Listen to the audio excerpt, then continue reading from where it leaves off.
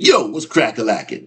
KC James here, kicking it with you, and welcome to KC's Corner. And you know how I do it. I give you the 411 and I keep it real, and if you don't know, you better ask somebody.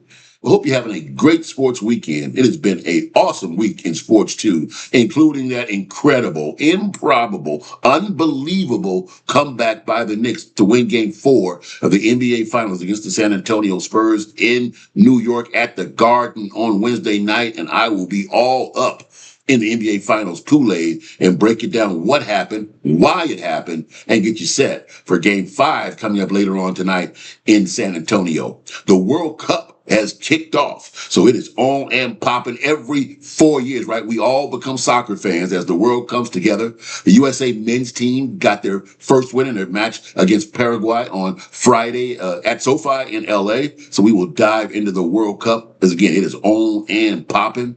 And also to just in Major League Baseball, the Dodgers beat the White Sox 7-1 in Chicago, but that's not the story. Yobanoshu Yamamoto, the World Series hero, he came within 3 outs of a perfect game, and he gives up a home run to Tristan Jacobs in the ninth inning. Again, he threw 109 pitches, struck out 7, didn't walk in. He gives up that one hit in the ninth inning and came within 3 outs from a perfect game. He also came within 1 out of a no-hitter last year in Chicago. So Yamamoto, that dude is dealing. I mean, the World Series hero, right? He saved won Game 6, and then saved Game 7 last year in the World Series against Toronto in that dramatic 7-game win by the Dodgers. This dude can pitch his ass off. I mean, he might. Shohei, who came back after some slight knee soreness, and of course is doing both, hit a home run in this game, his 5th leadoff home run in the game. But the Dodgers' best pitcher is Yabanoshu Yamamoto. I mean, this dude is an absolute terror on the mound. He's got, I don't know, 8 or 9 pitches. He throws them all for strikes. I mean, when he is dealing, he is as good as any pitcher out there. He actually got 45 consecutive batters out, the last 22 in his start against the Angels, and then the first 23 in this game. Tristan Jacobs spoils his no-hitter, but Yamamoto, and when he got taken out of the game by Dave Roberts, the Dodgers manager, the crowd gave him a huge standing ovation. I'm talking about the Chicago crowd was up and cheering for Yamamoto because they know how this dude was absolutely lighting it up on the mound. So again, the Dodgers starting to separate themselves from everybody else in the National League West. They have an 8.5-game lead right now over the second place Padres. And a lot of people are hating on the Dodgers of how they built this team. They're the new evil empire because the money they spend and how they do it. But the Dodgers have dealt with all kinds of injuries. Blake Snell has been out for most of the season. Tyler Glasnow is on the IL, and it's going to be extended. You just had Will Smith has gone on the IL. Mookie Betts was out earlier in this year. Teoscar Hernandez out right now. The Dodgers just keep plugging in dudes. Tyler Ward, they plug in Call, they plug in Espinal, and they got dude Andy Pajes having an all-star type year. So you can say what you want about the Dodgers, but the Dodgers, what they have is depth.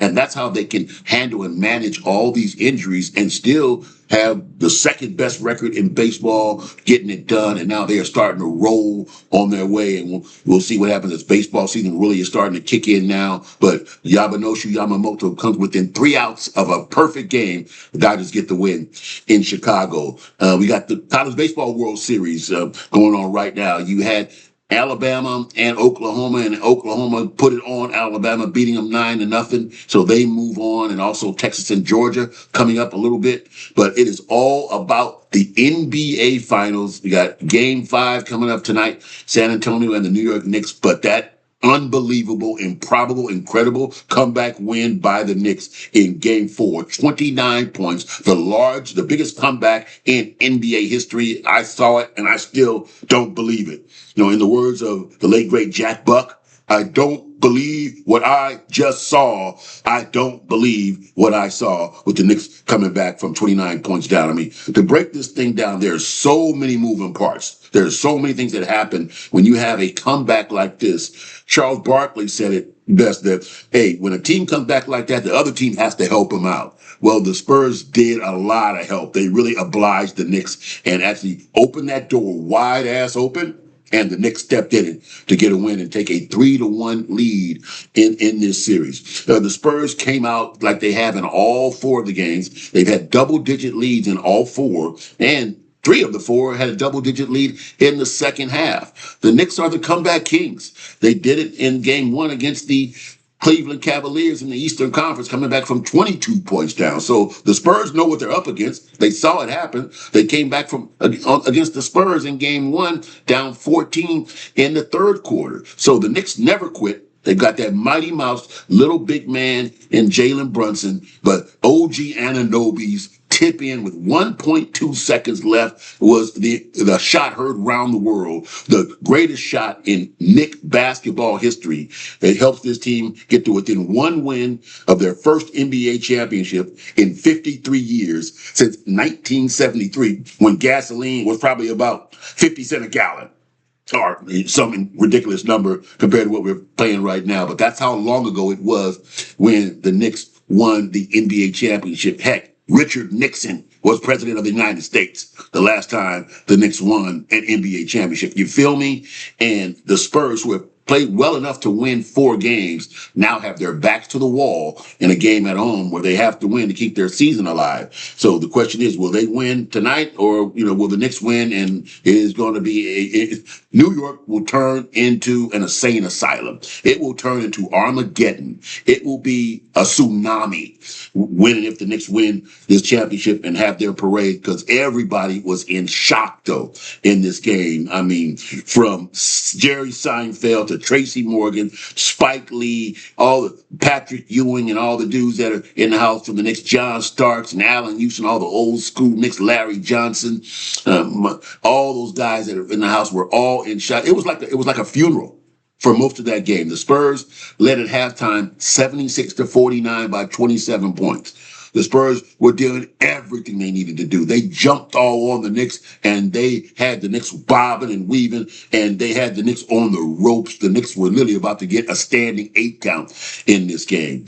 And the Spurs made 14 of 26 threes in the first half. They were getting out in transition. They defended the Knicks. They were doing everything they needed to do to take the lead and get control of this game and tie this series up at 2 games apiece. With 9 minutes and 27 seconds to go in the third quarter, the Spurs led 83-54, 29 points, and then the wheels came off.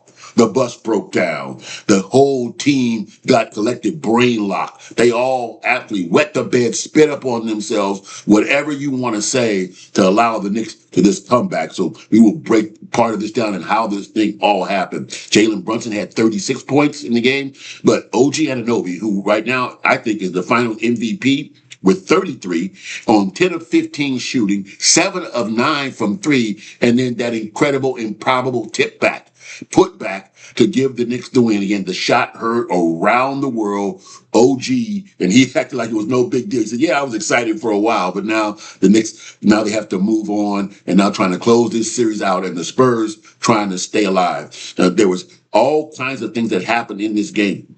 And Mitch Johnson, too. Now, I haven't wanted to say that the Spurs' lack of experience in youth would be a factor, but their lack of experience in youth, I think, has been a factor in this series. The turnovers and how they played in games 1 and 2 at home, that they could have won both.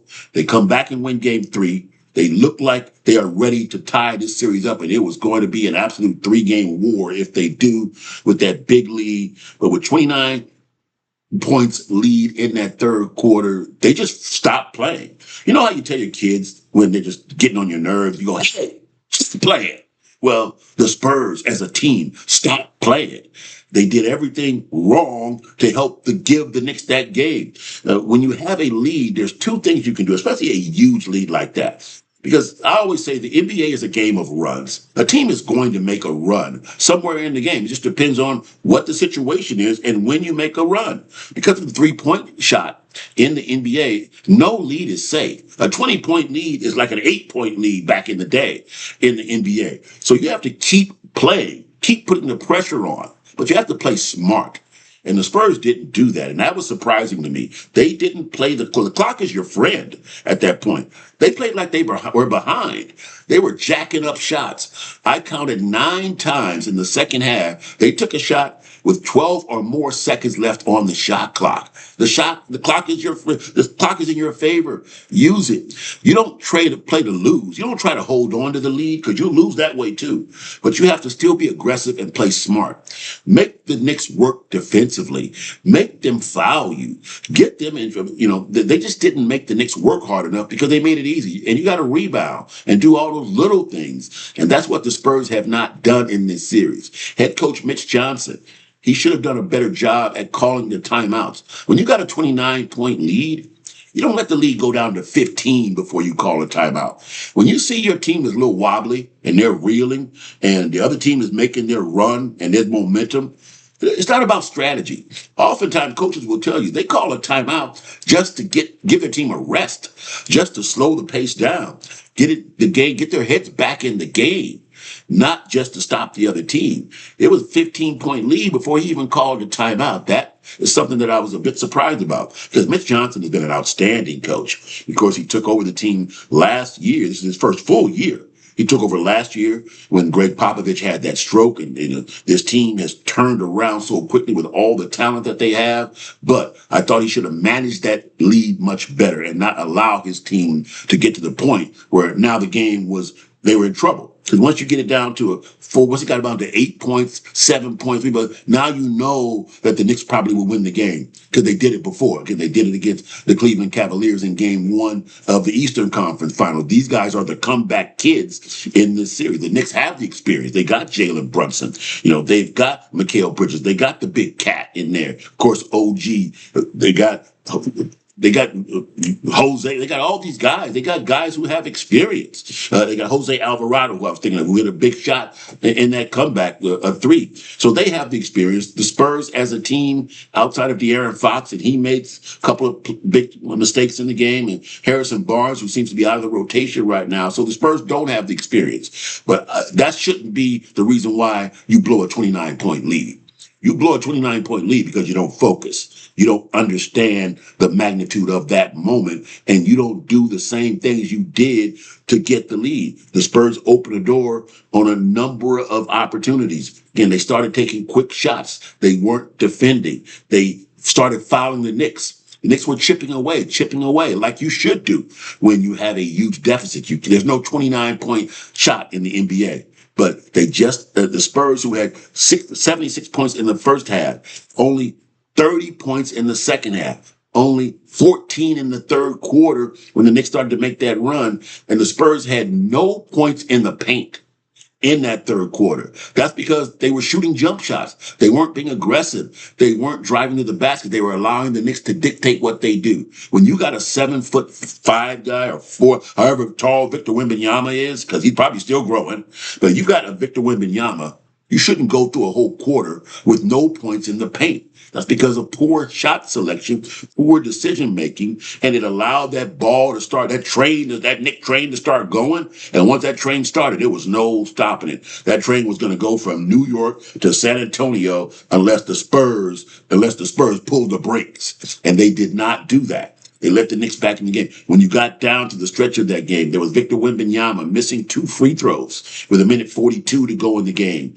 And then you had De'Aaron Fox, who struggled a little bit in this series. He's coming back from the high ankle sprain, but he is the one veteran. He has some playoff experience with this team back when he's with the Sacramento Kings, of course. But he's the steadying influence on this team, and he had been in the playoffs. But there's a couple of plays he made. When he got that loose ball after the Jalen Brunson missed, the Spurs got a stop. Jalen Brunson misses the shot, and then the ball's loose. He outruns OG Anunoby to the ball. But then instead of getting that ball and dribbling it back out and making the Knicks foul you, it was only at that point, less than 15 seconds left. They have to foul. They were down by 1 point. And instead of doing that, he tries to go for a layup, and OG blocks the shot. OG is a great defender. He blocks the shot. The Knicks get the ball back. They go down. Jalen Brunson they call that timeout. Jalen Brunson made an outstanding decision because he took a 3-point shot because Victor Wembanyama comes out to challenge. It wasn't that he needed a 3, but he realized that we better shoot this ball with a few seconds left. Why? Because you need an offensive rebound in case you miss. He gets that shot over Victor Wembanyama, barely, but it left that opportunity for OG Anunoby to swoop down from, I think, the ceiling of Madison Square Garden. It seemed like he swooped down in and tipped the ball in. OG had 33 points in the game. Again, 10 of 15, 7 of 9 from three, but the biggest shot in Knicks basketball history for sure was that one from OG Anunoby that put the Knicks within one win of an NBA championship. And on that play, the Spurs, no one put a body on him. The guy who should have done that was De'Aaron Fox. He was ball watching. He was looking because Victor Wembanyama couldn't get back under the basket because he was out in the 3-point area challenging Jalen Brunson. So you had Dylan Harper, you had Stephon Castle, you had Devin Vassell, and you had De'Aaron Fox there, and no one realized OG was coming there. He got a running start. They were ball watching, didn't put a body on him, and that tip went in, and everybody went crazy in the Garden. Seinfeld, Tracy Morgan, Spike Lee, and those guys, 20 minutes before that, looked like they were at a funeral. The Madison Square Garden had turned into a morgue. It was so quiet you could hear, my grandmother would say you could hear a rat piss on cotton in the Garden because the Spurs were putting it on them, dropping the hammer on them, doing everything to win that game, and then they forgot how to play. They stopped playing, stopped doing what it took to win that game, open that door. The Knicks stepped in it as they should because the Knicks have done that. Yeah, they've come back from 14 down, from 22 down, and 29 points down. These are not your father's Knicks. They won't die. You have to kill them. And the Spurs have allowed the Knicks to have that life. The Spurs could have, in my opinion, if not swept this series, they could have at least won 3 games. They could be up 3-1 at home right now, trying to win an NBA championship with another win. Instead, their backs are to the wall, and they have to come out and play like their hair is on fire, be aggressive, but play smart, rebound, take good shots, make sure they defend, make sure they don't foul, and use their crowd. And they need to get an early start, but they need to finish the game this time. That's been the problem for the Spurs in this series. They have not finished. So if they can finish this game 5, force a game 6, it could still be a series. And if you're the Knicks, you don't want to hear none of that. You ain't having any of this. You want to close it out right now because the Spurs have to flush the game. Victor Wembanyama and the team has all talked about. Coach Mitch Johnson talked about, yeah, we know we made mistakes. We know we have to go out and correct those mistakes, and we'll do that in game 5. But that is in the back of your mind. You can't just flush that game. They had to watch the film. So they saw what happened. They saw why they lost. They saw how they spit up on themselves. They saw how they collectively wet the bed. They saw how they allowed the Knicks to do something that never should have happened in an NBA championship game. But so you have to have that in your mind. But now they have to come out and kind of play angry, but play smart. They have to come out and play hardcore and get it done and just win one game. And that's what they say. It's a 1-game series now for the San Antonio Spurs against the Knicks. And we will see what happens in game 5. I think the Spurs will get it done in game 5, and we'll see a game 6. I want to see more basketball. And we see game 6 coming up next week. Actually, game 6 would be Tuesday at Madison Square Garden. MSG will be rocking again. But boy, that place was an absolute insane asylum after what the Knicks did on Wednesday night. The Spurs have had a couple of days rest too, and I think that actually will help the Spurs. It'll give them a little chance to get some perspective and get this behind them, but keep it in their mind too at the same time. So I think it's better for the Spurs that you had 3 days off in between games instead of the typical 1 or 2 games, depending on if you travel or the situation is. So game 5 coming up later on tonight. It is going to be on in San Antonio, and we will see what happens. I like the Spurs to win it and force a game 6. Well, college football, Brendan Sorsby, that saga continues. A judge in Texas actually ruled in his favor, so he is right now allowed to play in college football. Of course, Brendan Sorsby, quarterback at Texas Tech, who was suspended for gambling over $90,000 and thousands of bets. He had accounts in other people's names and betting on his own team when he was at Indiana, later on at Texas Tech. And, dude has been all over the place, all over the map in terms of that. And this story has really got to be, there's your NIL money, right? over $90,000 in betting, but a judge has ruled in his favor right now on that injunction. But the NCAA also has said they will appeal, and the Big 12 is also trying to figure a way to appeal and suspend him. So this story has got a whole lot of layers to it, and it is not over yet. So I'll be breaking it all down to you as we go. So the World Cup kicked off. The U.S. got a win against Paraguay. Of course, they should do that. It's Paraguay. But the U.S. looked real good. They dominated the first half with 3 goals. They ended up winning 4-1. And their next game now will be coming up on Friday against Australia. So that will be a whole different show because Australia will come to play. And the USA men's team will have to raise their game to beat Australia. The USA women's team have yet to play. Also getting wins so far in the World Cup was Mexico, South Korea, and Canada. So it is on and popping, the World Cup, the biggest event in sports. And we are all watching. Everybody's a soccer fan right now for these next 3 weeks. And I'll be here to break all that down for you too, like I always do, because you know how I do it. I give you the 411 and I keep it real. And if you don't know, you better ask somebody. I'll see you next time here on KC's Corner.